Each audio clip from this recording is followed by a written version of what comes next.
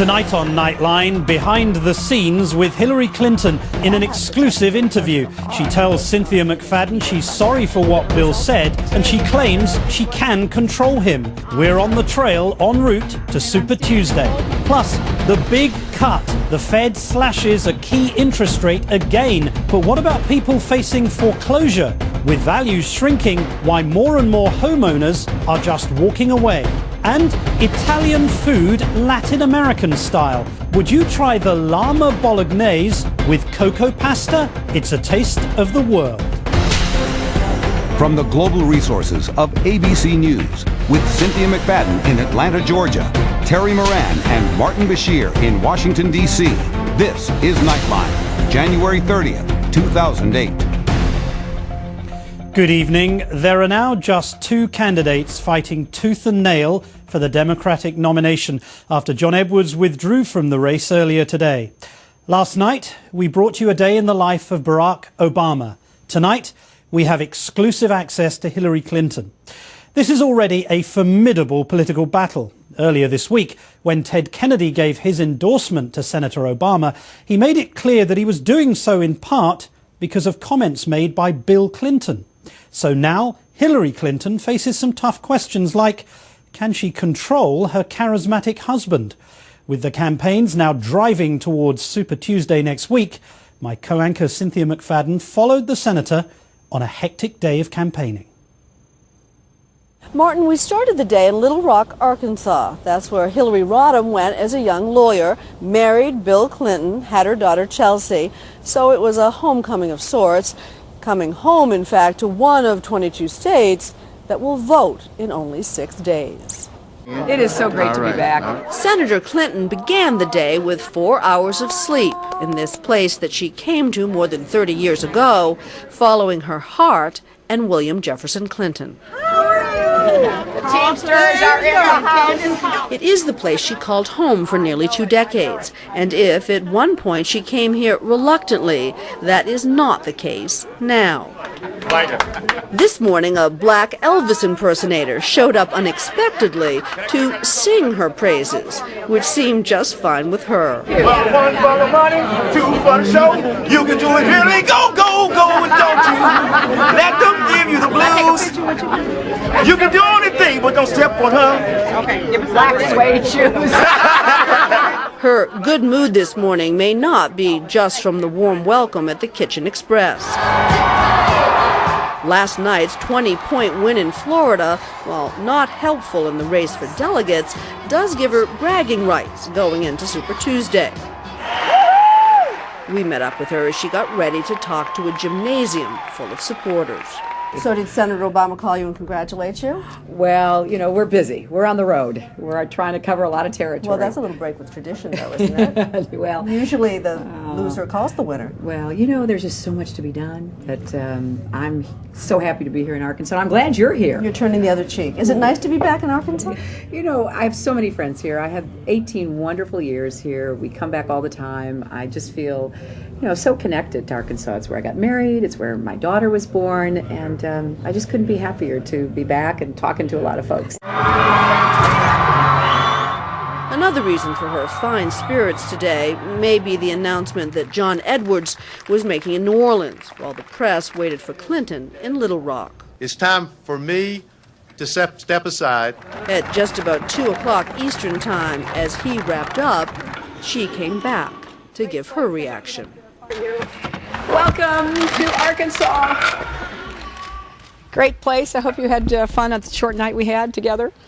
I want to start by expressing my appreciation and admiration to Senator Edwards, to Elizabeth, and to their family for their years of public service and advocacy on behalf of those who needed a champion, and particularly during this campaign. So is she asking Edwards to throw his support to her? I have not, because I think that this is up to Senator Edwards to decide how he's going to participate, if at all, in the upcoming campaign. We talked this morning. He told me that he would be making this announcement, and I wish him well.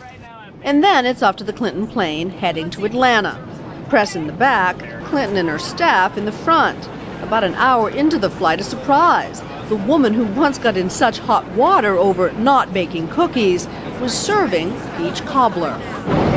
Fresh this morning. From the peach cobbler, she heads to the Southern Baptist, a mostly African-American crowd, her tone warm, inclusive, and pointedly praising Dr. Martin Luther King.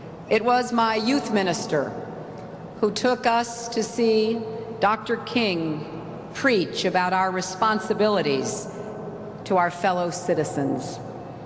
It was that famous sermon, Staying Awake Through the Revolution. It transformed my life as it did so many others. A few hours ago, we sat down to talk. So to the politics. Your husband has certainly caused a furor in the last few weeks. Yes or no? Did he go too far on your behalf, do you think? Well, I think he is a very passionate promoter and defender of me, and I appreciate that. I think we all have spouses who are totally committed to our candidacies. But this campaign's about me. It's about what kind of president I will be, what I will do as president. So I want everyone who is supporting me to be on the same page about that. I guess that's a yes.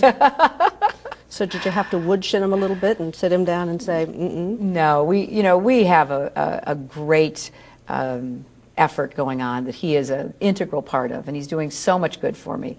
But it's do you also, think he thought he went too far, Senator? I think if whatever he said, which was certainly never intended to cause any kind of offense to anyone, that is the farthest thing from him. This is a man who has given his whole life to civil rights and equal rights and everything that we stand for, and whose presidency was really a high watermark for helping so many people. And yet, if it did give the offense, I take responsibility, and I'm sorry about that, because we have nothing but the best intentions and the most hope about what we can do for our country. So here's what a lot of people want to know. Can you control him? Oh, of course. There's only one president at a time. Campaigns get a little heated. We all know that. But when you have to make the tough decisions, I have to make the decision. Newsweek magazine this week says flatly, if you're elected, it will be a co-presidency.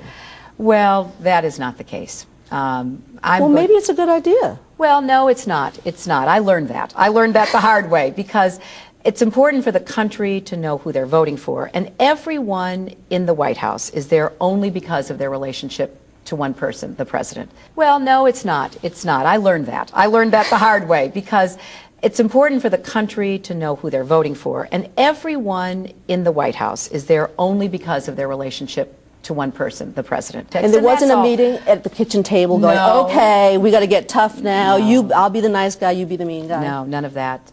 As you know, Maureen Dowd wrote a very angry piece in the New York Times saying, how dare the first viable woman candidate for president, be dragged across the finish line by her husband. Oh dear, do you understand that there is that sort of dis-ease that somehow... But Bill and I are full partners. We always have been. And if you go back and look at the '92 campaign, the same things were said about me, that I was too outspoken, I was too passionate in my defense of Bill, that I stood with him, I was there to, talk about what needed to be done. I think people, can draw their own conclusions, of course, but nobody who knows me or knows him doesn't believe that, I stand on my own 2 feet. I'm asking to be judged on my own merits, and I am happy to do that. Okay, the snub. Did you or did you not extend your hand to Barack Obama? You shook hands with Senator Kennedy. I reached out my hand in friendship and unity, and I'm still reaching it out, and I expect we'll shake hands at the debate in California. But again, the difference was it intentional? Do you think he turned away? You'll have to ask him. I don't know. But the differences between us are, nothing compared to the differences between us and the Republicans. That's what I want people to stay focused on. This is a big day for the Democrats with John Edwards stepping out of the race. You surprised me today. Someone in the press asked you in Arkansas, we're now in Georgia, it's hard to keep it straight sometimes, whether or not you'd asked him for his support, and you said no. Obviously, I would be honored, and I would love to have his support and the support of his supporters. But it's a little bit unseemly to me. It's kind of, harsh to say, oh, okay, goodbye, hello. I don't want to do that. And maybe that's a mistake. Maybe I should swoop in. But, that's not how I am. I want to give respect to him and this tough decision and to his. When you lie awake at night, and I know you're not getting much sleep these days. Not much. What worries you? It's not the campaign. I have a very easy feeling about that. What keeps me up at night is what's happening to my country. That is what bothers me. I see so much uncertainty and insecurity. When I was sitting there at the President's State of the Union Monday night, I thought to myself, what country is he president of? I'm thinking, we're better than this. That's not the country that I grew up in. And I lie there thinking, what would I do? What would I do if it were my child or my mother or my home? To whom much is given, much is required. And I just think that we've all got to do better. Good Methodist girl. It is indeed who I am. But who the voters think she is may matter even more than how she sees herself or where she stands on the issues.